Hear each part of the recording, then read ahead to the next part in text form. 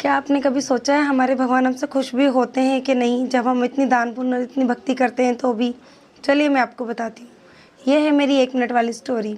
एक दिन एक सेठ जी ने अपने नौकर को बुला करके 100 रुपये दिए और कहा कि तुम जो जगन्नाथपुरी जी की यात्रा पर जा रहे हो, मेरी ओर से भी 100 रुपये चढ़ा देना।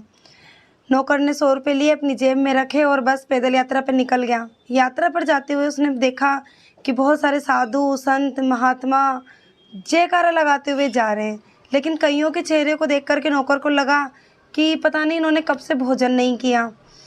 तो नौकर ने सोचा कि इनकी थोड़ी सी मदद कर दी जाए। उसने सोचा कि इनको भोजन करा दिया जाए। अब उसके पास थे सेठ जी वाले पैसे, उसने उन्हीं में से खर्च किए और उन सबको भोजन कराया।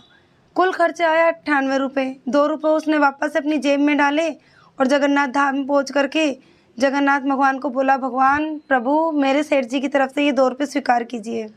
और यात्रा पूरी करके मंगल आनंद में वापस से अपने घर की ओर निकल पड़ा।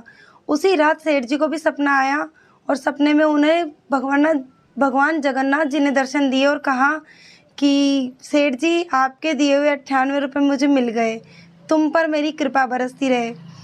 इधर जब सेठ जी उठे तो उसने सोचा कि यार, नौकर ने अपने पैसे चढ़ा तो दिए, भगवान ने आकर के खुद बोला है, लेकिन 2 रुपये कहाँ खर्च कर दिए।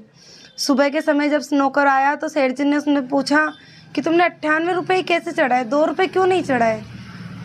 तो नौकर ने हाथ जोड़ करके बोला कि आपको ये किसने बताया? उन्होंने बोला, नौकर ने सेठ जी को, कि सेठ जी 98 रुपये तो मैंने साधु संतों को भोजन करा दिए थे, आपके तो मैंने 2 रुपये ही चढ़ाए थे। सेठ जी ने नौकर को बोला कि बस उन 98 रुपये को ही चढ़ावा माना गया है और उन 2 रुपये का कोई मोल नहीं है बेटा।